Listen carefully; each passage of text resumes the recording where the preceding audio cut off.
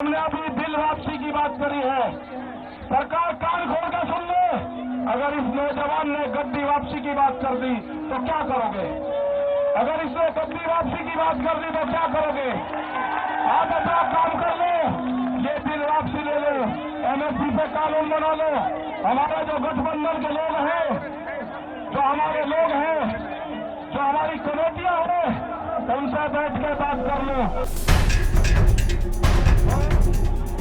गाजीपुर के धरने से हरियाणा के जींद की महापंचायत में पहुंचे किसान नेता राकेश टिकैत सीधे सीधे अब सरकार को चुनौती देने लगे हैं।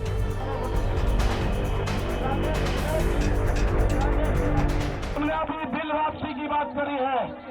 सरकार कान खोल कर सुन ले। अगर इस नौजवान ने गद्दी वापसी की बात कर दी तो क्या करोगे? जींद के कंडेला खाप की महापंचायत में राकेश टिकैत के अलावा बीकेयू हरियाणा के नेता गुरनाम सिंह चढ़ूनी मौजूद थे। महापंचायत के प्रस्ताव में कहा गया कि तीनों कृषि कानूनों को रद्द किया जाए, एमएसपी को कानूनी जामा पहनाया जाए, एमएसपी पर स्वामीनाथन कमेटी की रिपोर्ट को लागू किया जाए, गणतंत्र दिवस के दिन गिरफ्तार किए गए लोगों को रिहा किया जाए और उनके खिलाफ दर्ज केस वापस लिए जाएं। जींद की महापंचायत जब सरकार को सीधी चुनौती दे रही थी, तभी वहां ज्यादा भीड़ से मंच गिर गया। इस स्थिति से निपटने के लिए किसान नेताओं को थोड़ी मशक्कत करनी पड़ी। ये महज छोटी दुर्घटना भर थी, लेकिन ये किसान आंदोलन के लिए एक रूपक भी है।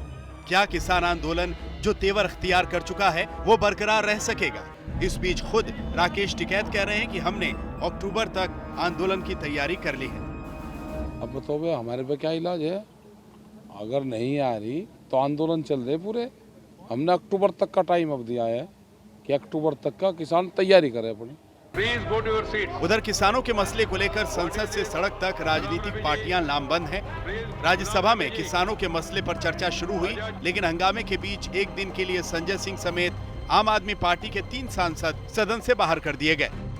तो उधर कांग्रेस सांसद राहुल गांधी ने कहा कि सरकार को झुकना ही पड़ेगा। राष्ट्रपति ने एक विषय पे नहीं 20, 25, 30 विषयों पे बोला है, तो वो कह रहे हैं कि सारे विषयों के साथ किसान पे भी बोल लेना। इस देश के किसान की कोई अहमियत नहीं है क्या? इस देश के अन्नदाता के ऊपर सदन में अलग से चर्चा भी नहीं हो सकती है? तो मैं ये पूछना चाहता हूं कि कब तक ये जुल्म चलेगा? सरकार किलाबंदी क्यों कर रही है? क्या ये किसानों से डरते हैं?